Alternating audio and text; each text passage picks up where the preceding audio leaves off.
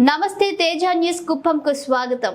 కుప్పం పట్టణంలోని 23, 24 వార్డుల్లో TDP municipal అధ్యక్షులు రాజ్ కుమార్ ఆధ్వర్యంలో ఎంపీ అభ్యర్థి దగ్గుమాల ప్రసాదరావు ఎన్నికల ప్రచారాన్ని చేపట్టారు.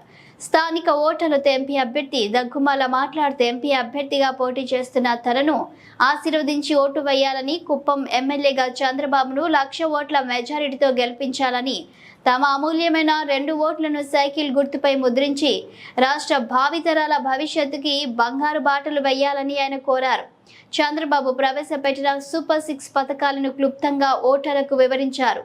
కార్యక్రమంలో పెద్ద ఎత్తున టీడీపీ నేతలు, కార్యకర్తలు అధిక సంఖ్యలో పాల్గొన్నారు.